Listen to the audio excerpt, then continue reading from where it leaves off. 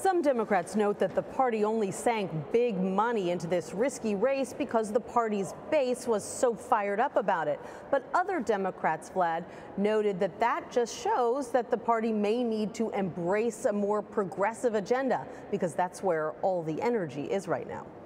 Nancy, we know the president was happy about Tuesday's results, but are Republican lawmakers concerned at all about how close the race was? Not really, because the race didn't turn out to be all that close. 4 points is a pretty good spread, they say, especially when there was so much attention and money poured into this race, not just by Democratic groups, but by Republican groups as well.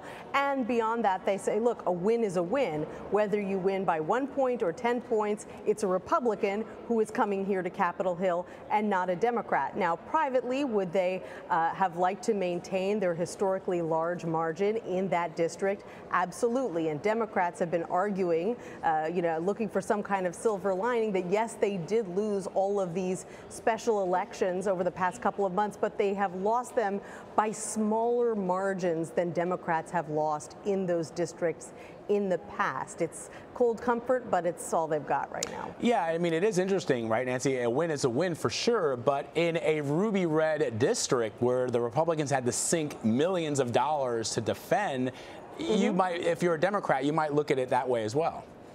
Sure. And the other point that Democrats made in the wake of this loss is that there are 70 other races coming up next year where they have better conditions, more favorable to Democrats, easier to flip than the race that they were in yesterday. They always knew that this race was an uphill climb.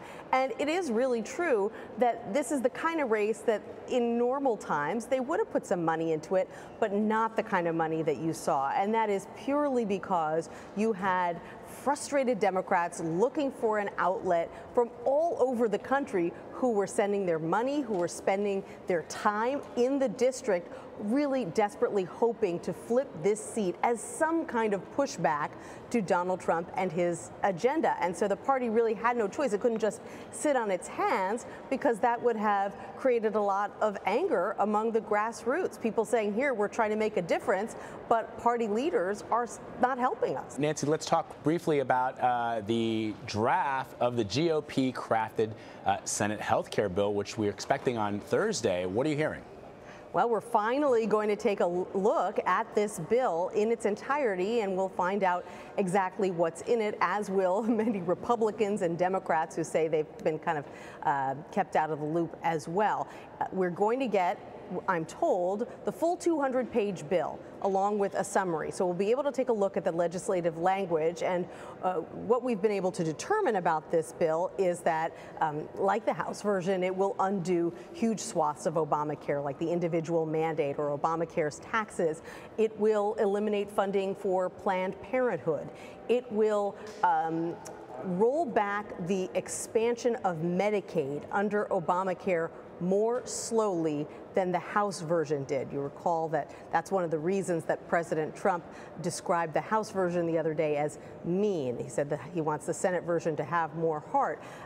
It would also leave more of Obamacare's protections in place for people with pre-existing conditions than the House version would. The main thing we will not find out tomorrow, Vlad, on Thursday when we finally get a look at this bill, is how much it costs and what it will mean for people's premiums at the end of the day and what it will mean for coverage, because the Congressional Budget Office is unlikely to be able to come out with its analysis of the bill on the same day that the bill gets shown to everyone else. So we'll have to wait and see what the CBO has to say, perhaps on Friday, perhaps on Monday. Republicans are hoping that the CBO finishes its work as quickly as possible because they want to hold a vote on this package next week.